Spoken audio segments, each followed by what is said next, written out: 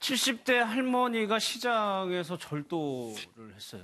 네, 그렇습니다. 춘천중앙시장에서 한 여성이 상습적으로 절도하는 모습이 CCTV에 포착이 됐는데요. 예. 이게 지금 그 한 매장에서 계속 매장 물건이 없어진다라고 해서 경찰에 신고를 했고 경찰이 CCTV를 일일이 다 확인을 했더니 저런 모습들이 고스란히 담겨 있었던 겁니다. 영상을 좀 보면서 이제 설명을 해드릴 텐데요. 저기 예. 파란색 상의를 입고 있는 분이 이제 오늘의 주인공인데 보시면 저기가 이제 시장 안에 뭔가 이렇게 쫙 깔아놓고 파는 어떤 잡화상 같은 곳인데요. 예. 뭘 계속 만지작 하다 갑자기 자신이 들고 있던 가방에 쓱 집어넣는 모습이 보이죠. 계속 예. 망설이다가 집어넣고 가는 길에 그냥 가지 않고요. 저기서 멈춥니다. 네. 한번 쓱 주인의 눈치를 보고는 하나 또 더 걸려있던 가져가네요. 가방을 또 쓱 마치 자신의 것처럼 저렇게 들고 가는데요. 저게 또 끝이 아니고요. 네. 여기서 저렇게 하고 나서 다시 이번에는 또 이제 신발 가게입니다. 시장 안에 있는 또 신발 가게인데 만지작 구경하는 척 하다가 계속 이제 주인의 눈치를 보는 것 같은데 저기 집어넣는 거 보이시죠? 저기 구두를. 네. 여성용 구두로 보이는데 아무렇지 않게 자기 가방에 집어넣고는 그대로 그냥 가는 모습입니다. 그러니까 지금 경찰이 저 CCTV를 보고 나서 저 할머니의 동선을 CCTV를 계속 보면서 계속 추적을 한 거예요. 저 할머니 어디로 가는지, 시장을 나가서 어디로 가는지 쭉 따라가다 보니까 안양까지 할머니가 가는 모습을 확인할 수 있었고요. 저긴 춘천이었는데 집은 안양이었다는 얘기죠? 예, 그러니까 안양까지 할머니가 가셔가지고 네. 안양에서 결국엔 할머니를 경찰이 검거를 했는데 예. 지금 훔친 게 보면 피해가 신고된 게 4월 24일부터 지난 15일까지 20일 동안 가방, 의류, 신발 이렇게 해서 80만 원 상당입니다. 그런데 저게 뭐 어디 내다 판다고 사실 뭐 쉽게 돈이 될 것 같지도 않은데 예. 연세도 뭐 지금 75이시거든요. 그 고령에 저걸 왜 저렇게 훔칠 수밖에 없었는지 궁금했는데요. 예. 경찰을 통해서 한번 그 얘기를 직접 들어보시죠. 예. 그냥 돌아서면 후회한다 이러는데 도배비층이 좀 있다라 해야 되나? 자파상일이 많은 데 있잖아 시장 안에. 그 사람들 막 짝짝하고 이럴 때 주인이 이제 시선 닦이고 이러면은 가다 쓱 집어내고 가는 거죠. 정리하고 자파상이다 보니까 싸고 잊어먹은 건 이제 이렇게 눈치채는 사람도 있지만 워낙 많은 물건이 쌓여있다 보니까 모르는 경우도 있죠. 몇 군데서 단복질을 하니까 신고를 했던 건데 추적해 가니까 버스 타는 게 보이고 그래서 추적하다 보니까 이제 안양까지 갔고 그래 안양 가서 또 확인하다 보니까 마침 또 그걸 딱 거서 아들에게 된 거죠. 지나가는 거. 또 옷이 똑같은 걸 입어갖고 여러 번 가져갔어요. 신발도 여러 번 입고 가방도 가져가고 또 다른 데 가서 뭐 또 충전기 같은 것도 가져가고 뭐 할머니 일단 거주지가 없고 집을 우리가 사시는 줄 알았는데 그 집을 살 수가 없어요. 사람이 그 안에 물건 뭐 꽉 차 있어갖고 제가 집안이냐 아파트가 전체가 차 있어갖고 할머니인데 물어보니까 자기는 집에 없고 찜질방이라 이렇게 왔다 갔다 한다. 한수씩 구속시켰죠. 신발, 가방, 지갑 뭐 별의별 게 다 있어요. 김광삼 변호사님, 지금 다 훔친 물건이 80여만, 그렇게 값어치가 나가는 물건들은 아니거든요?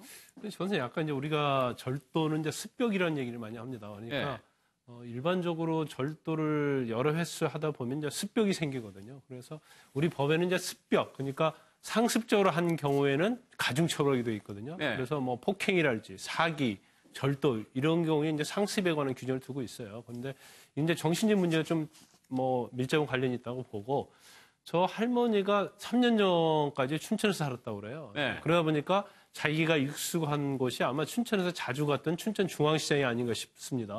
그래서 거기에서 그전부터 계속 절도를 했고 또 이제 집에 가보니까 그런 물건들이 꽉 차 있다는 거 아니에요. 네. 그러면 일반적으로 절도범들은 상당히 고가 아니면 현금 그런 걸 절도한 다음에 이제 또 장물을 해주는 데가 있거든요. 그래서 장물 알선하고 장물 취득하는 그런 전문적인 곳이 연결이 돼 있기 때문에 파는데 아마 이 할머니는 가져다가 집에다 완전 쌓아놓은 것 같아요. 그리고 집에서 뭐 잠잘 곳도 없고 공간이 없었다는 걸 보면 네.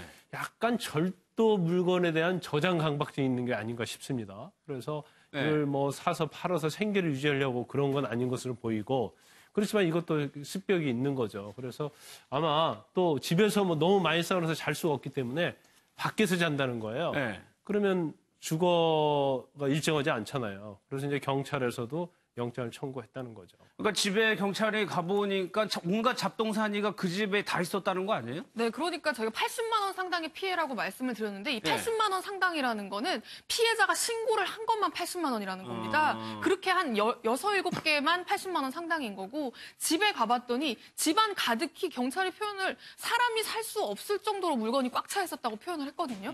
그러니까 대부분 이제 신발이나 의류나 지갑 뭐 그런 것들인데 그런 잡동사니 여성들의 어떤 잡화 같은 것들이 사람이 편하게 쉴 공간이 없을 정도로 집안에 가득 쌓여 있다는 겁니다. 네. 그러니까 그것도 경찰이 볼 때는 상당수가 이런 어떤 상습 절도로 이제 모아진 걸로 추정이 되는데 그것들을 신고한 사람이 없으니까 그 사람들은 어떻게 잃어버렸는지 지금 주인들은 모르고 있는 사람들이 많을 거 아니에요. 네. 그러니까 주인을 모르는, 그러니까 자신이 잃어버렸는지조차 모르는 어떤 물건들이 할머니 집에 많이 쌓여 있는 것 같다. 이거를 돌려주기도 사실 좀 상당히 어려운 상황이다라고 이제 경찰들이 이야기를 하고 있는 거고. 그러니까는 실제로 할머니가 절도한 어떤 물품들은 80만 원 상당 훨씬 넘는 네. 그런 상당히 일 가능성이 지금 굉장히 큰 상황인 거죠. 최 변호사님, 이걸 어떻게 해석해요? 자식과도 좀 떨어져서 혼자 사시는 분이었던 것 같거든요. 그러니까 혼자 사시다 보니까 옆에서 이 견제해 주실 분도 없었던 것 같은데, 사람은 누구나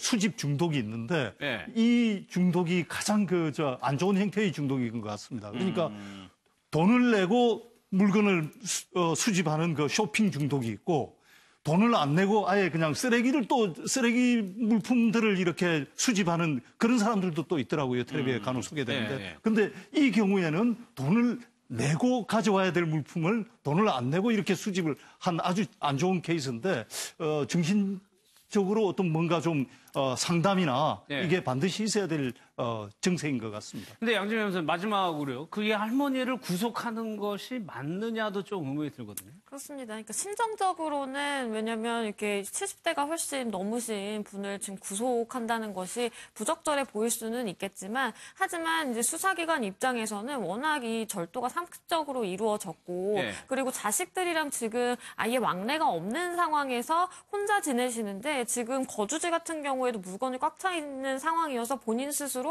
난 거주지가 없다, 그냥 찜질방에서 잔다라고 진술을 하셨거든요. 그렇기 때문에 수사기관 입장에서는 이제 주거가 일정치 않다, 그러면 도주 우려가 있는 것이고, 그렇다라고 하면 인신을 구속할 수밖에 없다라고 판단을 어쩔 수 없이 한 것 같습니다. 알겠습니다. 화재 현장에요. 119 구조대를 기다리지 않고 시민들이 소중한 생명을 구해냈습니다. 이수아 기자의 리포트입니다.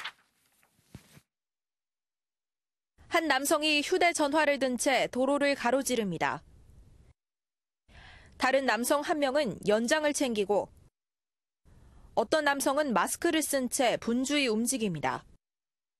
몇 분 뒤, 남성 중 한 명이 축 늘어진 사람을 안고 건물을 빠져나옵니다. 오피스텔 화재 현장에서 시민들이 119 구조대보다 먼저 생명을 구하는 모습입니다. 세 사람은 힘을 합쳐 오피스텔 출입문을 강제로 열고 구조에 성공했습니다. 이곳에 의식을 잃고 쓰러져 있던 남성은 시민들에게 구조돼 곧바로 병원으로 옮겨졌습니다. 곳곳에 화상을 입었지만 다행히 생명에 지장은 없었습니다. 가장 먼저 건물에 들어간 김혜원 씨는 급박했던 순간 저절로 몸이 움직였다고 말합니다. 문을 두들기니까 소리가 나더라고요. 구해야 된다고 생각해서 저도 모르게 그냥. 신인 배우 박재용 씨는 당연한 일을 했을 뿐이라고 말합니다. 사실 다른 생각은 안 들고 일단 구할 수 있으면 구해야겠다라는 생각으로 뛰어 들어갔고요. 혼자도 아니었고 옆에 이제 사장님들도 계시고 해서. 평범한 시민들의 용기가 모여 소중한 생명을 살렸습니다. MBN 뉴스 이수아입니다.